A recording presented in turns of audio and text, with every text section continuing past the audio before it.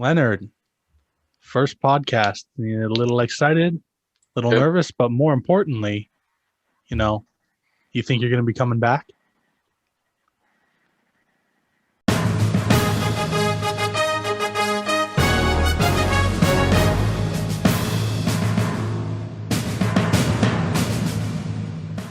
And with that, welcome to the Moorpark Reporter Sportcast.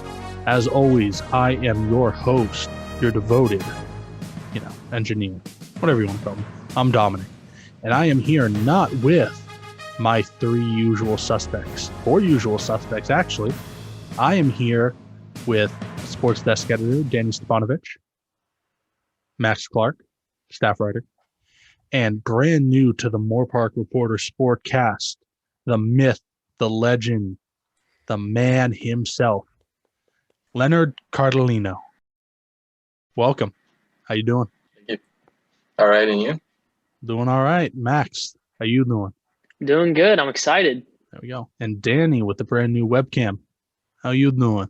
I'm doing good, Dom. I'm excited to chop up some football with Leonard, and of course Max and you, Dom. Of course, gonna be a good show. There we go. I like that optimism. I'll crush that in a little bit. Don't worry. You still kept me in the host seat. But let's move on to our first topic of the night. Dak Prescott. Now, speaking of crushing things, we might be crushing his self-worth here, but is he worth $40 million a year? I hear talk about a 4-year, $160 million contract for him, locking him down. Good? Bad? Let's have it. All right, guys, I'll start with this. I mean, I feel like he's not worth the $40 million a year, not worth the 160, but they had to pay him that. I feel like if they let him go, the Broncos, the Jets, I don't know, maybe the Panthers, I think they were going to pay him $40 million. So they were kind of trapped into overpaying just to keep him, because let's say they don't draft, who are they taking at 10? I mean, Trey Lance, do they really want to continue with a rookie quarterback on just not a stacked roster, aging O-line? They have good receivers and just a terrible defense. So I feel like they had to overpay Dak. But listen, here's my take. They have 2 years to win it all to make this contract worth it. They structured it kind of weird. So this year he's only getting paid $22 million against the cap, and next year $33 million against the cap. The next 2 years, it's like $50 million. So they have 2 years to build a team and make it. I mean, they're gonna lose their corners and safety, Awuzie and Xavier Woods. I mean, I doubt they'll bring him back. So if they can go out and sign another safety to fit Dan Quinn's style of defense, I think that they'll be able to definitely put together a good enough roster to win that terrible division. I mean, Washington, they don't have a quarterback, I don't think. Philadelphia, Jalen Hurts, I mean, second round pick, and they have a terrible roster as well. And then the Giants, I mean, I feel like Daniel Jones, he might have 8 more games and then they can move off of him. So they had to overpay him. I think he's going to be good enough to win a division. I don't see them winning it all, though, but they have 1-2 years max to prove that this deal was worth it. Max, save us from the unprofessionalism of Danny's phone going off during his answer and give us your thoughts. Yeah, I think I agree with Danny. I don't think he's worth the $40 million, but I do think the Cowboys felt kind of trapped to do this. I know that Russell Wilson was on the Cowboys were on Russell Wilson's list to be traded to, but it doesn't seem like that's going to happen anymore. He was having a great season before his injury. It's the only thing that's a little bit worrisome for the Cowboys is you're not going to be able to pay Amari Cooper and Ezekiel Elliott again. So they're going to lose at least one of those players. I would lose Ezekiel Elliott if I were them. But yeah, it's just hard because the NFL, it's not really a buyer's market. Not a lot of teams just have money to piss away like the NBA. So Dallas is kind of they're just going to lose a bunch of players that want to go get paid. All right. Now, Leonard, for your first answer of the Sportcast. Dak Prescott is not worth the contract that he got. The Cowboys could easily franchise tag him and just kept him for the one season and then revisited his contract afterwards in next season. And he got a $66 million signing bonus, which is massive. Obviously, it's a big hit on their cap space. They aren't able to get as many pieces for their roster. Yes, it is a weaker division, so they are more likely to win it, but it's either championship or nothing. And this could put them in a playoff position, but not to be a contender. And mistake by Jerry Jones for sure. I would say that definitely should have been franchise tag, especially coming off of an injury the way he did. You don't know if that's going to make him lose a step in the upcoming season and how his performance is going to be. He was performing at a great clip in the time he played last season, but you don't want to guarantee that going forward. You have to see it yourself before you want to pay such a massive contract. All And right. I'm gonna play. I'm gonna Go play ahead. little devil's advocate with you. I don't want to attack you on your first show, but But you're gonna do it listen, anyway. I'm gonna do it anyways. I'm sorry, Leonard. There we go. Listen, let's say they wait another year. They give him another year. If they franchise tag him one more year, his price is just gonna go up. And I feel like he's not signing with the Cowboys. He wanted to get paid 2 years ago? He was getting paid $500K a year. If they wait another year, I feel like they definitely lost him. What should have happened, or they definitely would have lose him to, I don't know, the Broncos or something. So what they should have done was paid him 2 years ago, paid him whatever he wanted 2 years ago, 28 mil, something like that. 30, 35, even if it was 35, it's not 40. So I think they just had to pay him right now.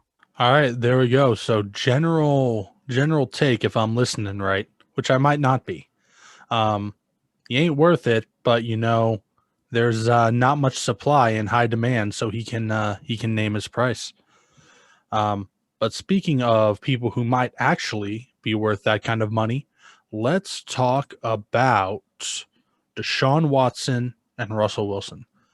I want to know. We all know Deshaun Watson is looking for a way out, and I hear Russell Wilson is low key. He's hinting. He's like, I might like to move. So if you're looking for a quarterback, who you spending the money on? Who is the platinum standard? Who you pulling out the black card for? All right, yeah. So we're going to be comparing Deshaun Watson or Russell Wilson. Who would you rather go for? And to me, really the only answer is Deshaun Watson. I mean, the only reason why Russell Wilson is a maybe is because he would cost less in a trade. Deshaun is 25, Russ is 32. Deshaun had 600 more passing yards on 14 less attempts. Russell Wilson had 40 touchdowns compared to Deshaun Watson's 33, but he also threw 13 interceptions compared to Deshaun Watson's 7. They're both really similar players with that it factor. It's just, why would you not get the younger one, in my opinion?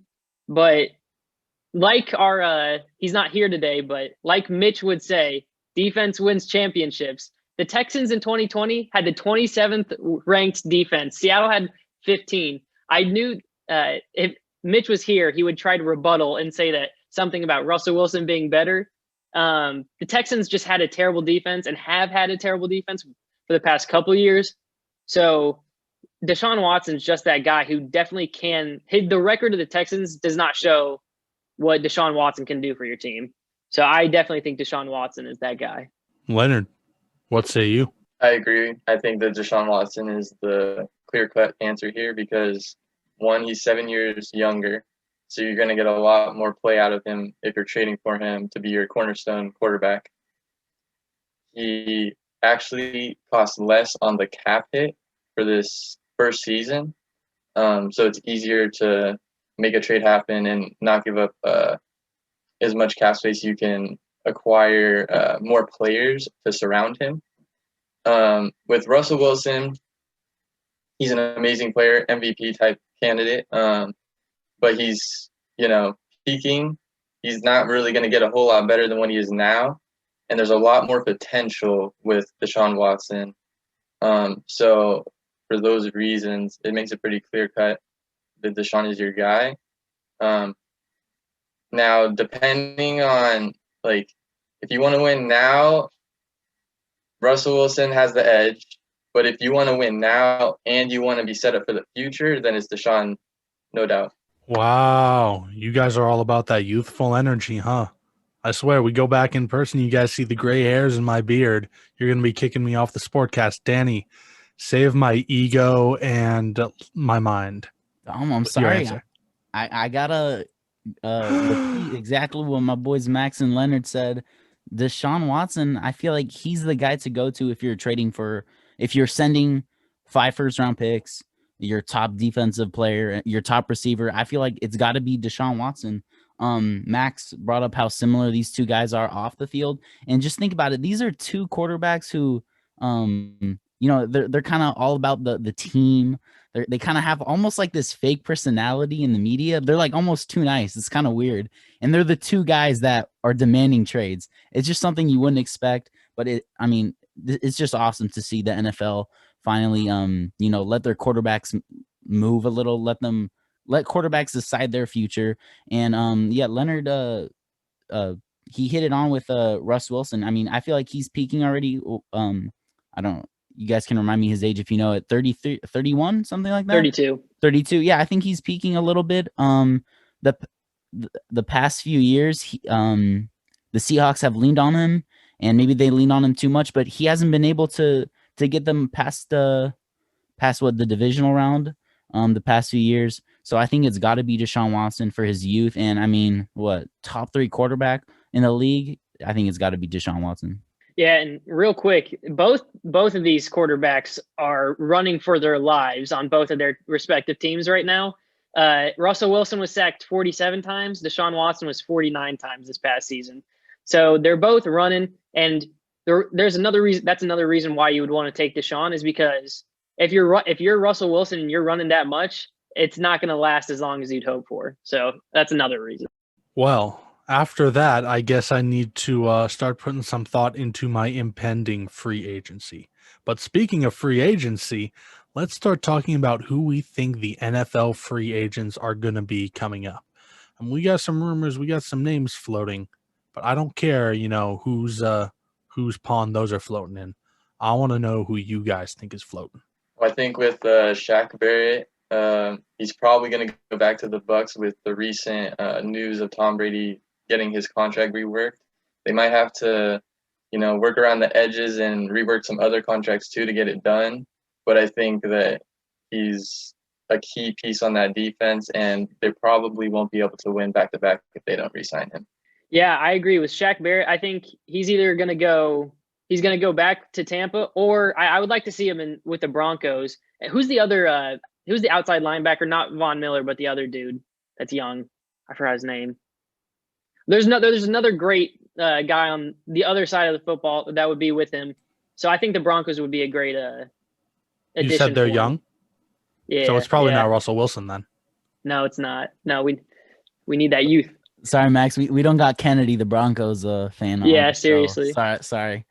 But listen, I think Shaq Barrett, I think he's gonna stay in Florida, just not for the Bucs. I think he's trying to get paid. He was undrafted. I think he's gonna go for the most money possible. He just won a Super Bowl.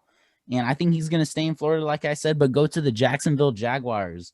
Think about it. $77 million in cap space, which is just insane, especially in a year where teams are struggling the most, I feel like, to find cap money. He stayed in Florida for the no tax rules or whatever. I don't really understand it, but I guess they don't get taxed in Florida. And think about it. The two most important positions in football, I would say, are quarterbacks and pass rush. And they're getting Trevor Lawrence. And then if they can get, what's his name? Shaq Barrett on that line with Josh Allen, not the quarterback, the pair him with Josh Allen, a 2019 first round pick. And then they still have Miles Jack, the linebacker. I mean, they have some top heavy talent on that defense, and I think that they could turn it around. So I'm gonna say Shaq Barrett to the Jaguars. All right, there we go. You love to hear it. But now, Leonard, I let you off easy. I let you start the podcast focusing on the NFL. But now the focus is going to turn on to you because we don't know much about you right now. I want you to. Dom, we got a couple more free agents. We got a couple more free agents. We do. Yes, sir. I thought you guys were just going to go over them all right there. I didn't know you were going one by one. Might be. Once more around the ring, and then I got you in my sights. Leonard. Yeah, You yeah. just wait. So I got Kenny Golladay to the Indianapolis Colts. They are, very in a very great spot with cap space. They need offensive weapons. They have a pretty complete roster on the defensive side of the ball. Great offensive line. They just need some weapons for Carson Wentz. I think it's a great fit.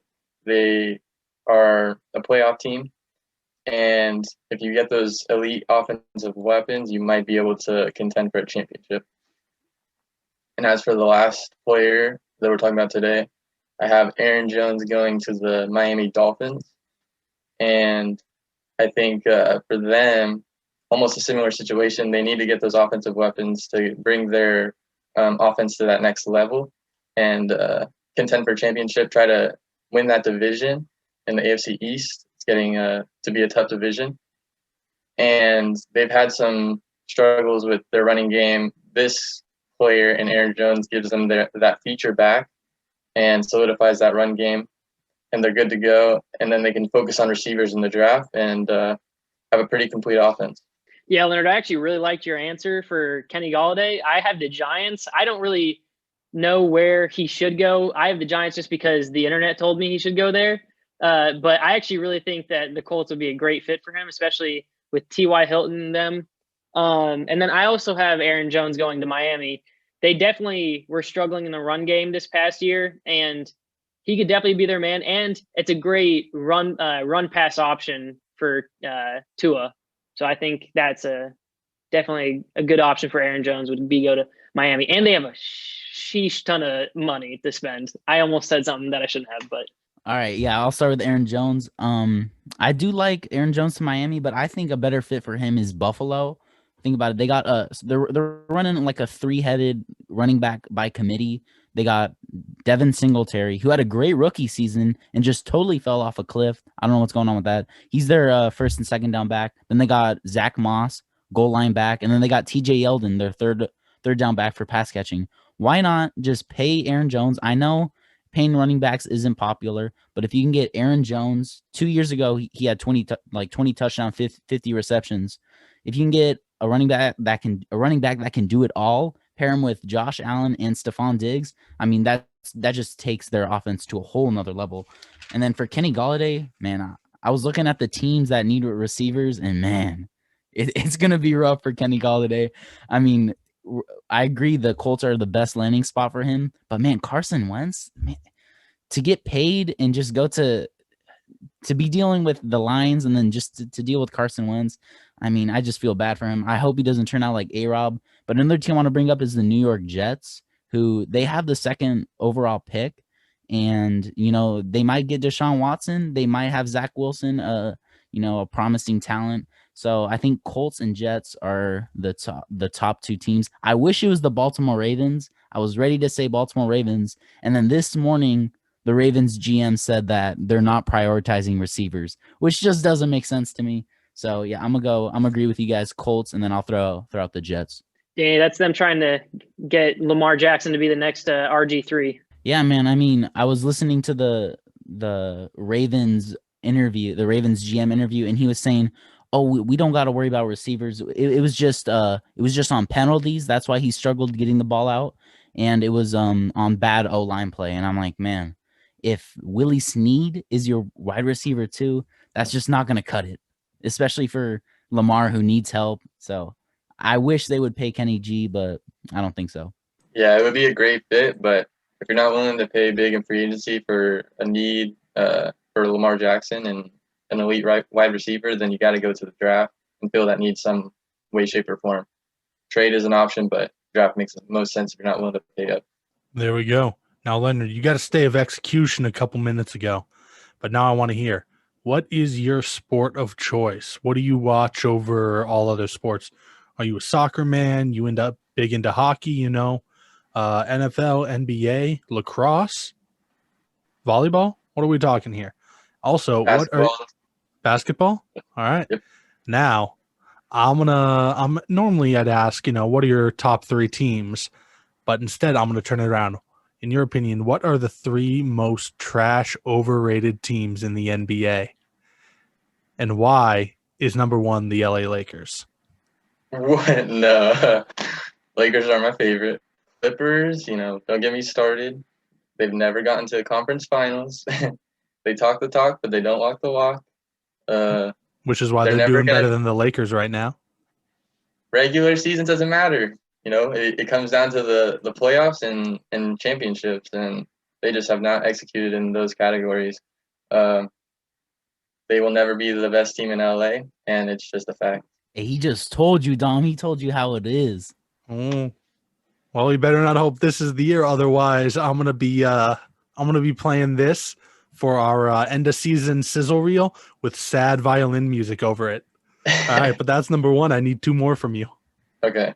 This season, I would say Utah, they are a great team, but they are also, in my opinion, a very much so a regular season team. I think when it comes to the playoffs, you're going to see their performance dip, and they're just not going to be able to match up with these big contenders in the Lakers. And even I think the Clippers, I would take over them. Yeah. All right, that's 2. That's the Clippers and the Jazz. What's number 3? 3, I'm going to go with the Celtics. They have a great young core. Danny Ainge, draft pick master. He's able to get those assets like a king, but he hasn't been able to put the missing pieces in for the Celtics. They need a big man. They have to get more if they want to contend for a championship and try to surpass the Lakers again to be the number 1 franchise with championships. All right, well, there we go. Thank you for watching, and Leonard, glad to have you. We'll watch those picks fall apart just like Anthony Davis's Cavs, but we'll wait for that. So instead, let me hear your names one more time and where our viewers can find you on social media. Danny? At D Stepanovich on Twitter and Instagram. Be on the lookout for Leonard's free agency predictions. I know he's going to do a good job, Leonard. We'll see how accurate you are. At _Max Clark on Twitter and Instagram. And you can find me watching the Rockets down 10 to the Utah Jazz with 8 players, baby. At Leonard Cardilino. No underscore, no space. All right. Bye.